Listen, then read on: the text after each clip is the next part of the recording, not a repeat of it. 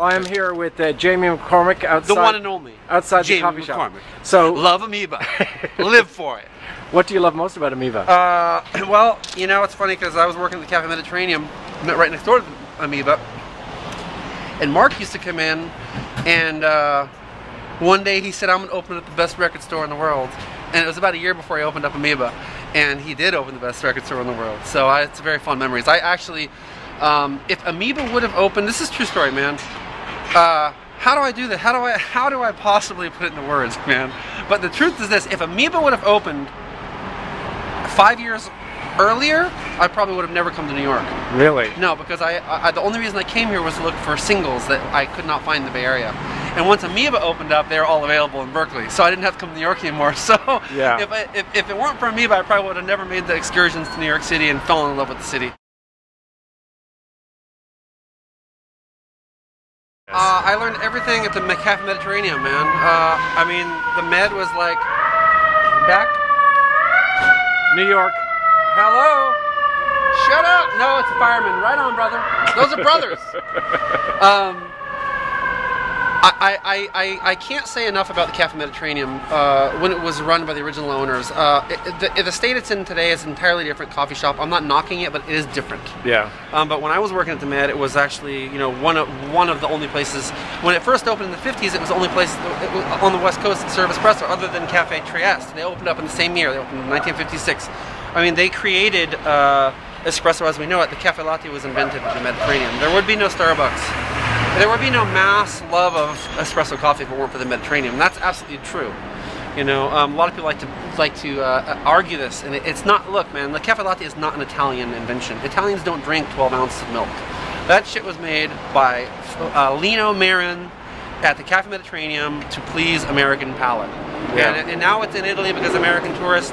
It all comes back around, but that is not an Italian device. It's absolutely American, and it was created at the Med. But I feel very fortunate to have worked there because a lot of things that all the coffee shops are doing now, they call third wave coffee, are exactly what the Med was doing in the 70s. I mean, when I was working there in the early 90s, that's when I learned how to do coffee the way I do now. And I'm doing everything I do here is 100% Cafe Mediterranean. I learned everything I know there, and I haven't learned anything from anybody else. I've been doing things the same way since I worked at the Med, and I haven't changed a thing. I think it's translating. You know, like the Grand Poobah, the guru coffee shop, I like to think lives on through me.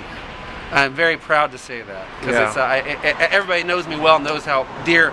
Do you know the Cafe Mediterranean? Of course. Okay. Well, that is really, you know, in its glory heyday, it was unbeatable, and I truly haven't had a coffee as good as I have had there. I'm trying though, man, and yeah. I can only try. You know what I'm saying? So you mentioned about the Bay and coming to here. What do you miss about the Bay Area? I don't miss anything about the Bay. Nothing, really? No, not at all. I lived my entire life there. I'm totally enamored with New York. And what do you love most about? What enamors you most here? You know what? I kind of think that I feel most at home here. If you kind of take a little look around here. Yeah. Now, what does this look like to you? Sesame Street, right? Yeah. I do believe that one of the reasons that people like myself are totally comfortable. They arrive in New York and you feel immediately at home. Is I believe it's because we were raised on Sesame Street. You know what I'm saying? Yeah. And it's filmed in New York City, and some of my first memories of conscious memories are images of New York City. So I just think every American kid that grew up on Sesame Street is going to want to spend some time here. And when did you move here? How many years ago now? I moved here in early 2007. Yeah. And it took me about 5 months to get the place up and running. So yeah. I actually opened the place in October 2007, so I was here like maybe 5 or 6 months before that. And then tell me a bit about the place. What is some of the things on the menu that you have? We keep very simple. Like I said, in true form, and you know, out of respect and allegiance to the Cafe Mediterranean way of doing things, we don't have different sizes. We don't do non-fat milk. We don't even have decaf. You know, the Med didn't even have decaf until last year, or last couple of years of its operation. You know, I keep things very simple, man. Like I have cappuccino, I have cafe latte. You know, macchiato, espresso, and that's about it, man. I mean, I don't have a lot of frilly, not a lot. The menu's very small. You know? And the beans come from? I buy beans from all over the place now. I'm gonna start roasting coffee, hopefully in the next couple of weeks. But right now I'm using everybody's coffee. I was using counterculture for most of my my stay here, you know. But recently, since I'm going to start roasting, I've been kind of fooling around with everybody's coffee, kind of seeing what's out there to expose myself. Today I'm using Stumptown. It was amazing. Stumptown's great, man. It's really amazing. They're definitely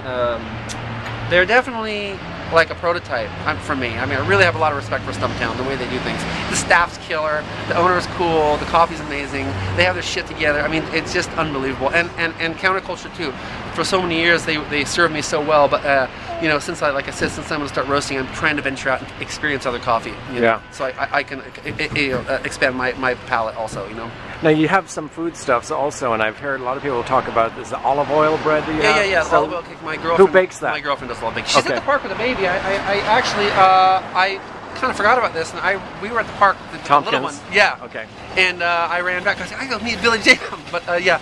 She bakes everything. Her alone. There's only one person that touches the pastries.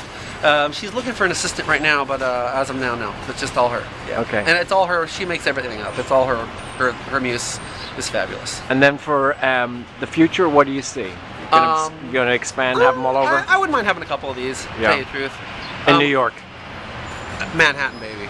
Okay. And I think that it's only been the last 6 or 7 months I've been able to break away and not actually be here all day. Actually, I don't even have to work today, and that's very.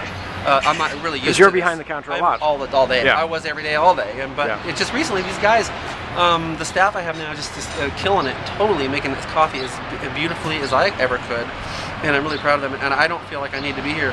But they got it, man. So now I feel like, well, if I can staff this place out, maybe I'll do a couple more. But I'll like to keep on the island of Manhattan though.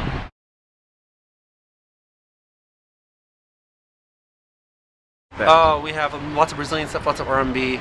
A lot of music I love, I don't play in here. I kind of like keep, but a lot. I do love everything we play in here, but I try to keep the music kind of sympathetic with the vibe here. And the Brazilian pop from like the mid '70s, early '70s is just, it just epitomizes the vibe here. I think it works so well. Yeah. And actually, '70s R&B too, like Curtis Mayfield from like '73, '74.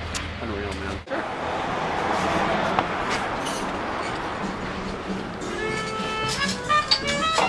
So what do we got playing here? We got some nice. Hi. We got Miles Davis. We got Jobim and Ella Regina. We got Mingus. We got some soul compilation here. We got Gilberto Gil. I named the shop after a Gilberto Gil song. Oh really? Aquele Abraço. Okay. Amazing tune. Meters. Can't go wrong. I went on a date with that girl once. Really? No. And this is Chimaya. You know Chimaya? No. This is a badass, man. R&B, badass, man. We actually had his record, he's long gone, but Luca Bop re-released a compilation of his later stuff, and they had their record release party in here. Oh, okay. It was an honor, man. Wow. Totally. You want a coffee?